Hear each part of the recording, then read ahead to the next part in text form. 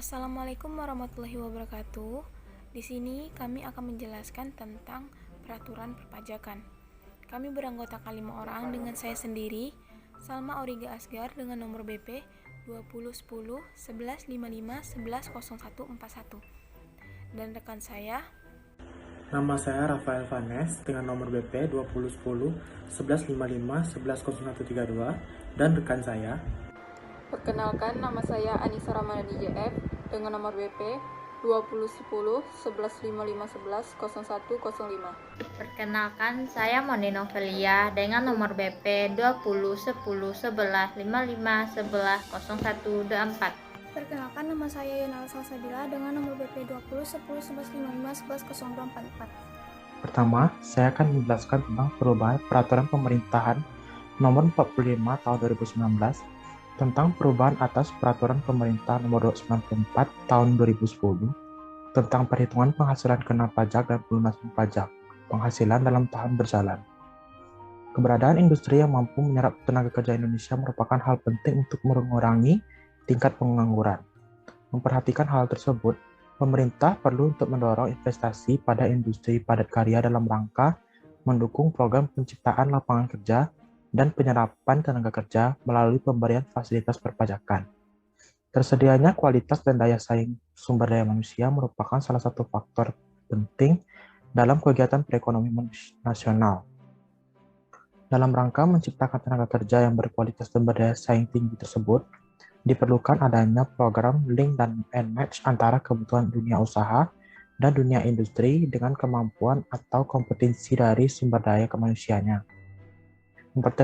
Memperhatikan hal tersebut, pemerintah lalu mendorong keterlibatan dunia usaha dan dunia industri untuk ikut terlibat dalam kegiatan pembinaan dan pengembangan sumber daya manusia yang berbasis kompetensi tertentu sesuai kebutuhan dari dunia usaha dan dunia industri melalui pemberian fasilitas perpajakan. Peraturan ini menimbang bahwa untuk mendorong investasi pada industri padat karya, mendukung program penciptaan lapangan kerja dan penyerapan tenaga kerja Indonesia, mendorong keterlibatan dunia usaha dan dunia industri dalam penyiapan sumber daya manusia yang berkualitas dan meningkatkan daya saing, serta mendorong peran utama dunia usaha dan dunia industri dalam melakukan kegiatan penelitian dan pengembangan. Maka dari itu, perlu untuk mengubah Peraturan Pemerintah Nomor 294 Tahun 2010 tentang perhitungan penghasilan kena pajak dan pelunasan pajak penghasilan dalam tahun berjalan. Mengingat yang pertama, Pasal 5 Ayat 2 Undang-Undang Negara Republik Indonesia tahun 1945, kedua Undang-Undang Nomor 7 Tahun 1983 tentang pajak penghasilan, ketiga, Peraturan Pemerintah Nomor 94 Tahun 2010 tentang perhitungan penghasilan kena pajak dan pelunasan pajak penghasilan dalam tahun berjalan. Pemerintah memutuskan untuk menetapkan Peraturan Pemerintah tentang perubahan atas Peraturan Pemerintah Tahun 94 Tahun 2010 tentang perhitungan penghasilan kena pajak dan pelunasan penghasilan dalam tahun berjalan. Ketentuan yang diubah yang pertama adalah ketentuan bab 8 yang berbunyi fasilitas pembebasan atau pengurangan pajak penghasilan badan dan fasilitas pengurangan penghasilan neto dalam rangka penanaman modal, serta pengurangan penghasilan bruto dalam rangka kegiatan tertentu. Yang kedua, ketentuan ayat 2 pasal 29 yang berbunyi 1. Kepada wajib pajak yang melakukan penanaman modal baru yang merupakan industri pionir yang tidak mendapatkan fasilitas sebagaimana dimaksud dalam pasal 31A Undang-Undang Pajak Penghasilan dapat diberikan fasilitas pembebasan atau pengurangan pajak penghasilan badan sebagaimana dimaksud dalam pasal 18 ayat 5 Undang-Undang Nomor 25 Tahun 2007 tentang penanaman modal. 2. Industri pionir sebagaimana dimaksud pada ayat 1 merupakan industri yang memiliki keterkaitan yang luas, memberi nilai tambah dan eksternalitas yang tinggi, memperkenalkan teknologi baru, serta memiliki nilai strategis bagi perekonomian nasional. Yang ketiga, diselipkan 3 pasal di antara pasal 29 dan pasal 30, yaitu pasal 29, pasal 29A, pasal 29B, dan pasal 29C, yang berbunyi pasal 29A kepada wajib pajak dan dalam negeri yang melakukan penanaman modal baru atau pelunasan usaha pada bidang usaha tertentu yang merupakan industri padat karya dan tidak mendapatkan fasilitas sebagaimana dimaksud dalam pasal 31A Undang-Undang Pajak Penghasilan atau fasilitas sebagaimana dimaksud dalam pasal 29 ayat 1. Dapat diberikan fasilitas pajak penghasilan berupa pengurangan penghasilan neto sebesar 60% dari jumlah penanaman modal berupa aktiva tetap terwujud termasuk tanah yang digunakan untuk kegiatan usaha utama yang dibebankan dalam jangka waktu tertentu. Pasal 29B yang berbunyi 1. Kepada wajib pajak dan badan dalam negeri yang menyelenggarakan kegiatan praktik kerja, pemagangan, dan atau pembelajaran dalam rangka pembinaan dan pengembangan sumber daya manusia berbasis kompetensi tertentu dapat diberikan pengurangan penghasilan bruto paling tinggi 200% dari jumlah biaya dikeluarkan untuk kegiatan praktik kerja, pemagangan, dan garis miring atau pembelajaran. Kedua, kompetensi tertentu sebagaimana dimaksud pada ayat 1 merupakan kompetensi untuk meningkatkan kualitas tenaga kerja melalui program praktik kerja, pemagangan, dan atau pembelajaran yang strategis untuk mencapai efektivitas dan efisiensi tenaga kerja sebagai bagian dari investasi sumber daya manusia dan memenuhi struktur kebutuhan tenaga kerja yang dibutuhkan oleh dunia usaha dan garis miring atau dunia industri. Pasal 29C yang berbunyi 1. Kepada wajib pajak badan dalam negeri yang melakukan kegiatan penelitian dan pengembangan tertentu di Indonesia dapat diberikan pengurangan penghasilan bruto paling tinggi 300% dari jumlah biaya yang dikeluarkan untuk kegiatan penelitian dan pengembangan tertentu di Indonesia yang dibebankan dalam jangka waktu tertentu.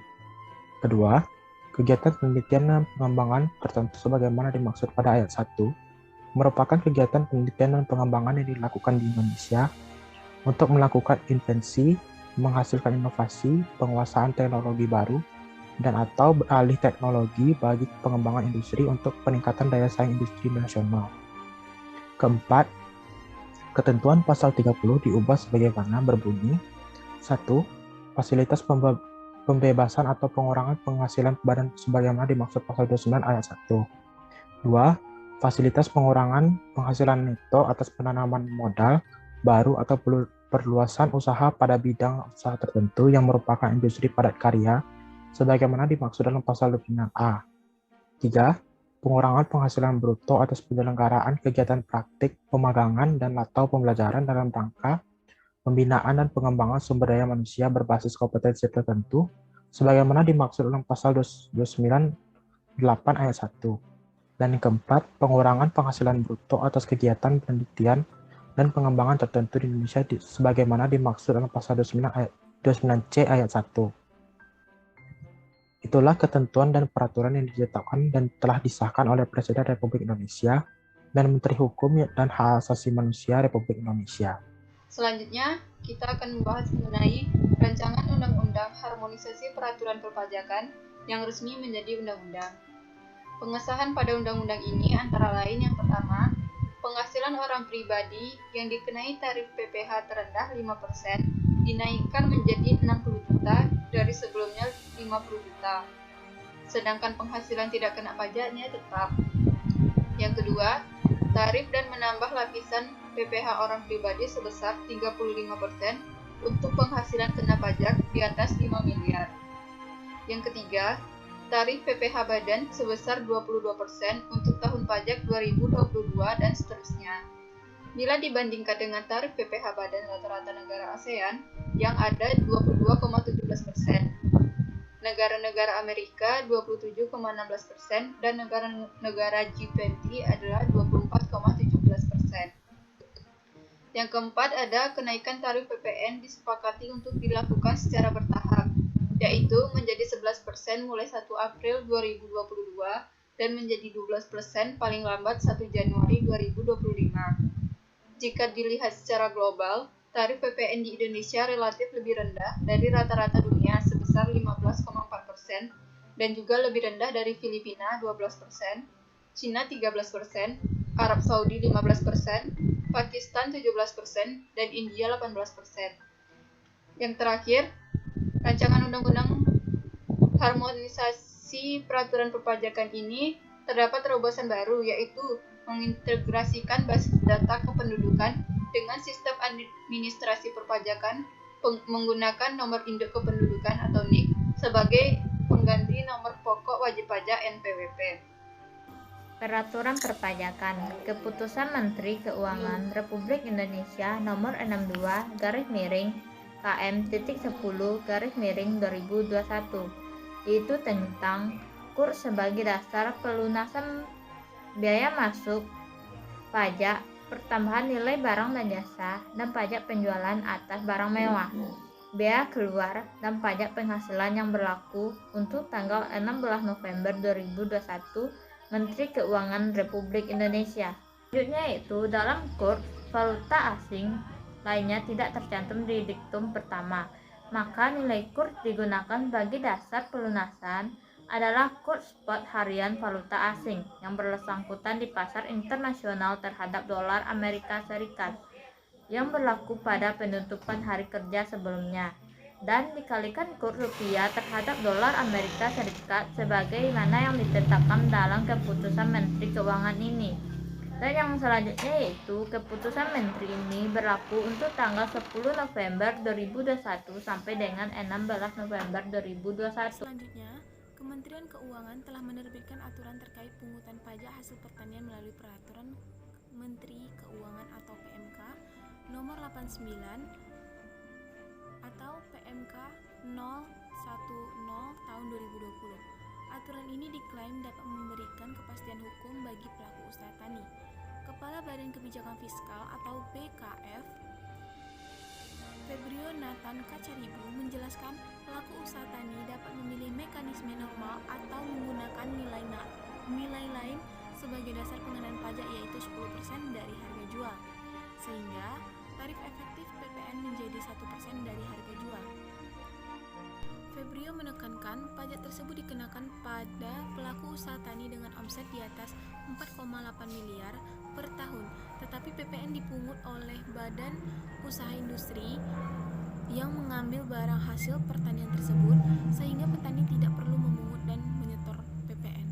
Sebagai contoh, hasil pertanian yang dapat menggunakan nilai lain yakni barang hasil perkebunan, tanam pangan, tanam hias, dan obat, hasil hutan kayu, serta hasil hutan bukan kayu. Yang terakhir, Peraturan Pemerintah Republik Indonesia Nomor 109 Tahun 2021 tentang jenis dan tarif atas jenis penerimaan negara bukan pajak yang berlaku pada Pusat Pelaporan dan Analisis Transaksi Keuangan. Peraturan pemerintah tersebut berguna untuk mengoptimalkan penerimaan negara bukan pajak guna menunjang pelaksanaan pencegahan, pemberantasan tindak pidana pencucian uang dan tindak pidana pendanaan terorisme serta pembangunan nasional.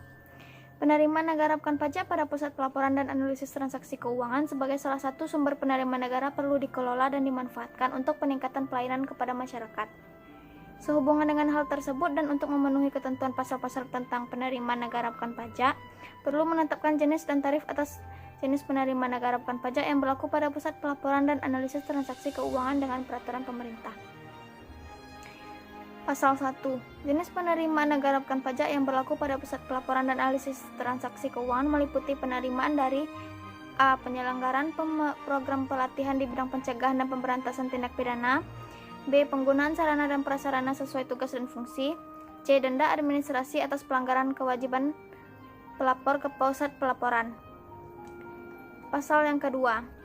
Tarif atas jenis penerimaan negara bukan pajak yang berasal dari penyelenggaraan program pelatihan di bidang pencegahan dan pemberantasan tindak pidana pencucian uang dan tindak pidana pendanaan terorisme untuk tingkat lanjutan bagi pihak pelapor yang dimaksud dalam pasal 1. Tarif atas jenis penerimaan negara bukan pajak yang dimaksud sebesar nilai nominal yang tercantum dalam kontrak kerja. Pasal 3. Tarif atas jenis penerimaan negara bukan pajak sebagai yang dimaksud dalam pasal 1 tidak termasuk biaya akomodasi, konsumsi, dan transportasi. Untuk biaya akomodasi, konsumsi, dan transportasi dibebankan kepada wajib pajak. Pasal keempat. Dengan pertimbangan tertentu, tarif atas jenis penerimaan negara bukan pajak sebagaimana dimaksud dalam pasal 1 dapat ditetapkan dengan Rp0 atau 0%. Ketentuan mengenai besaran, persyaratan, dan tata cara pengenaan tarif sebagaimana dimaksud dalam pasal 1 diatur dengan Peraturan Pusat Pelaporan dan Analisis Transaksi Keuangan. Pasal yang kelima. Seluruh penerimaan negara bukan pajak yang berlaku pada Pusat Pelaporan dan Analisis Transaksi Keuangan wajib disetor ke kas negara. Pasal 6. Peraturan pemerintahan ini mulai berlaku setelah 60 hari terhitung sejak tanggal yang diundangkan. Agar setiap orang mengetahuinya, peraturan pemerintah ini ditempatkan dalam lembaga negara Republik Indonesia. Baiklah, cukup sekian dari presentasi kami. Lebih dan kurang kami mohon maaf. Semoga apa yang kami sampaikan dapat bermanfaat bagi kita semua. Wassalamualaikum warahmatullahi wabarakatuh.